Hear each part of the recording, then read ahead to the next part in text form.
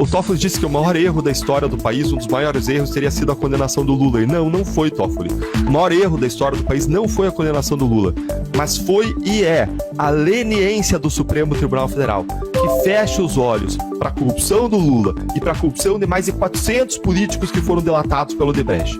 Lembre que a Odebrecht delatou quase 1/3 dos senadores e ministros, quase metade dos governadores daquela época. Essa é a dimensão. A Odebrecht operou corrupção em 12 países. Vários presidentes da República foram processados em outros países por conta das provas da corrupção existentes nos sistemas Odebrecht, que agora o Dias Toffoli está derrubando.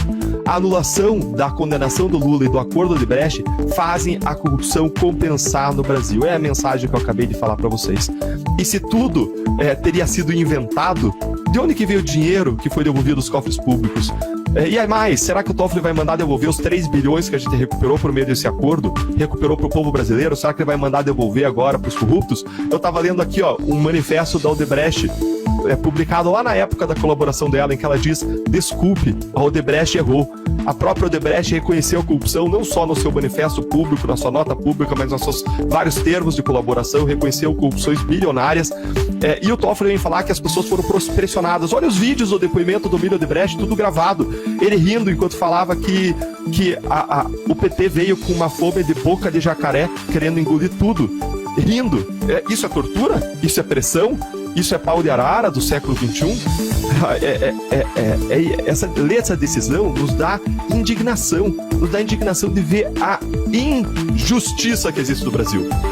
Nós não temos uma justiça no Brasil, nós temos uma injustiça no Brasil. Uma injustiça que faz os ladrões comemorarem enquanto quem fez valer a lei é perseguido.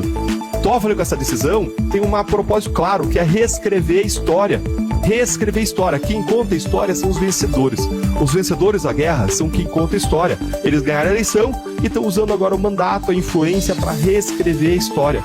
Por isso que ele fez uma série de acusações graves e levianas, sem provas, contra os procuradores, contra os juízes, e sem que essas acusações tenham qualquer relação com o objeto dos autos, que é, em tese, essa anulação desse acordo Odebrecht, embora isso também não tenha nenhuma relação com a razão dos autos estarem lá, que era uma falta de acesso suposta a provas, ou seja, eles estão desbordando.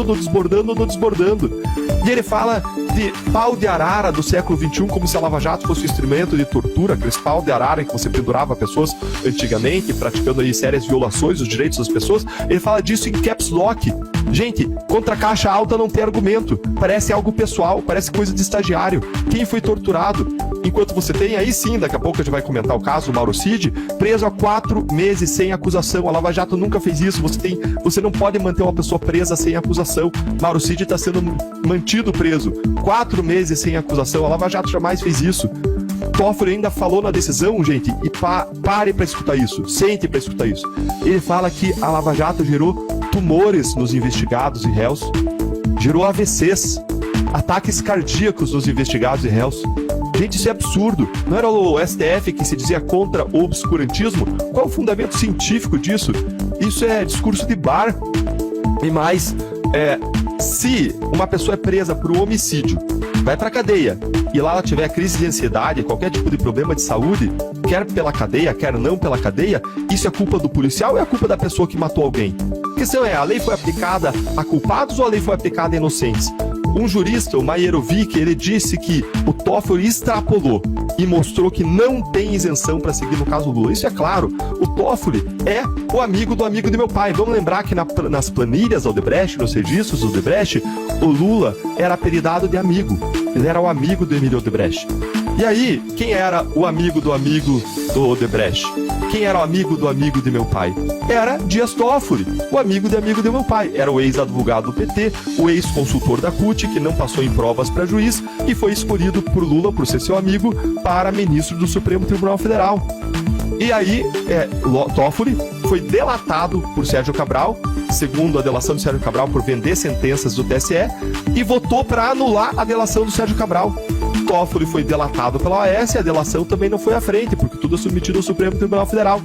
Aí Toffoli e a sua família vão ser investigados numa ação da Receita Federal, ele junto com a família do Gilmar Mendes, e aí o que eles fazem? Eles pedem, o ministro Alexandre de Moraes manda uma ordem ilegal, sem qualquer fundamento, o Supremo não tem competência para isso, não teve petição, não teve nada, e o ministro Alexandre de Moraes manda uma ordem para a Receita parar de investigar as famílias dos ministros. Gente, isso tudo é um absurdo. A gente está vivendo num metaverso do inacreditável. A Constituição, as leis já foram rasgadas, estão lá atrás. A gente tem que reconstruir esse país.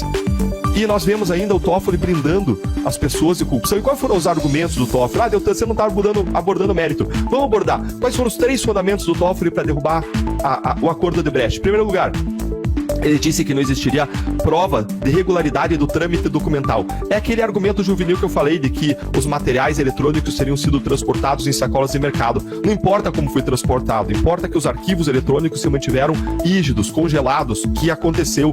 Tem um laudo da Polícia Federal que está online. Se você digitar aí Odebrecht, laudo, Drausys, MyWebDay, que eram os sistemas Odebrecht que registravam os pagamentos de propina, você vai ver o laudo da Polícia Federal atestando toda a regularidade do trâmite documental, daquilo que a gente chama em direito de cadeia de custódia.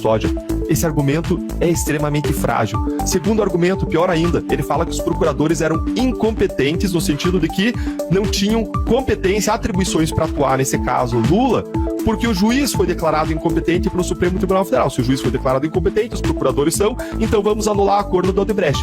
Cola isso? Não cola nem para o estagiário do primeiro ano de direito. Todo mundo sabe que incompetência territorial pelo lugar da apuração não gera uma nulidade absoluta. Não anula um acordo de vez. Isso não cola nem para o estagiário do primeiro ano.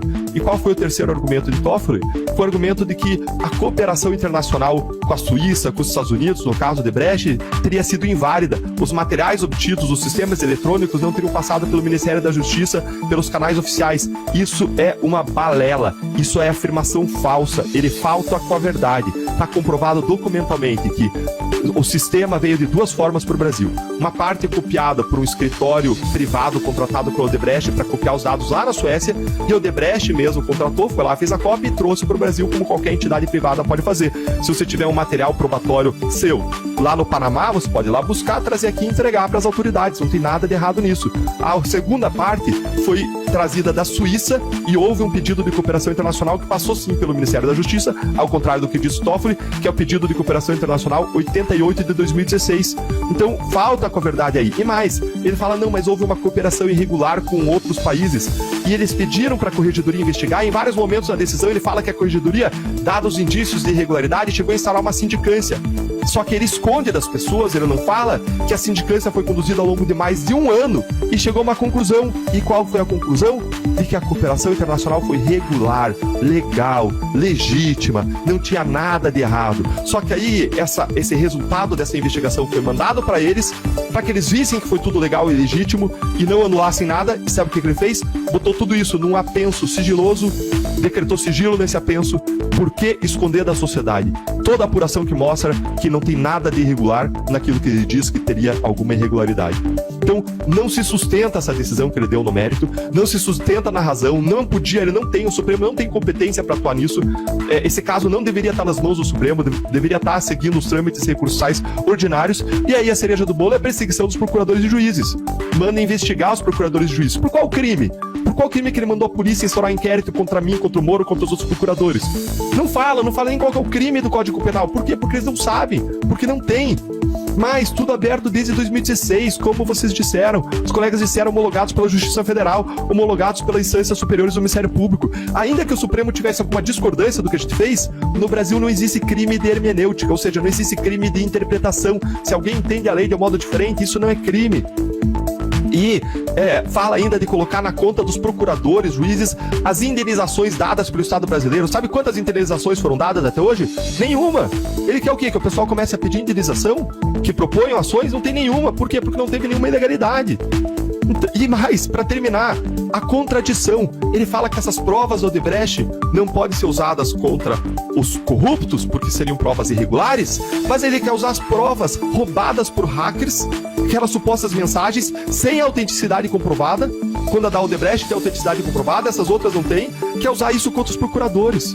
A gente tem um sistema que é um poodle com os corruptos e um Doberman com os agentes da lei que ousam colocar os donos do poder que praticam corrupção atrás das grades. E mais, essas investigações estão sendo instauradas pelo ministro da Justiça, pelo Messias da AGU, são investigações de pessoas cotadas para ir ao Supremo e que tem todo o interesse de agradar Lula, que vai as escolher. Um Lula que já declarou expressamente que quer vingança contra a Lava Jato. O que vocês acham que vai acontecer?